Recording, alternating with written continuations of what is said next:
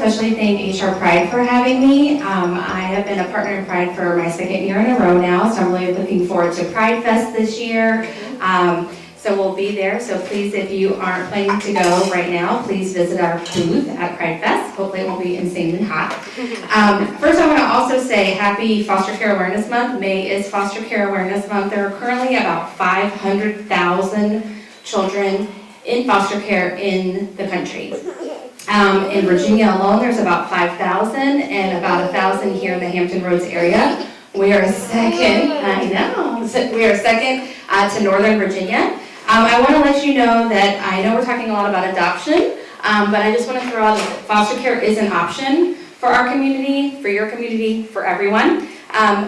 With the 1,000 children in foster care in Hampton Roads, about 30% of those kids are eligible for adoption. And the way that adoption works when considering adoption out of foster care is considered foster to adopt.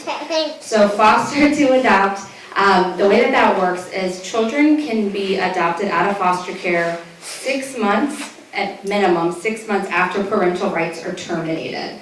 So the attorneys up here were talking a little bit about that process, but there virtually is no cost associated with adopting kids out of foster care.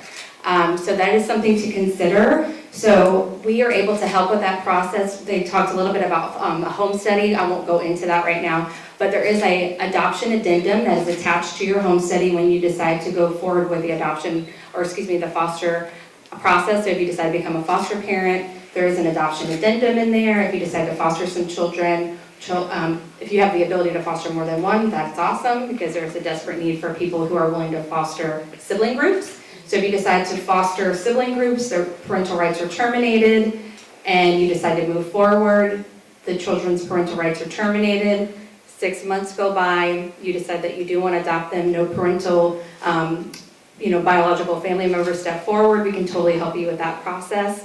I just want to make sure that you guys know that that is an option for you. I will also be very straightforward with you. If you are specifically looking to just adopt, this is not the best way to start your family. The goal of foster care is for kids to go back home. So 70% of those kids will go back home, but 30% of them won't.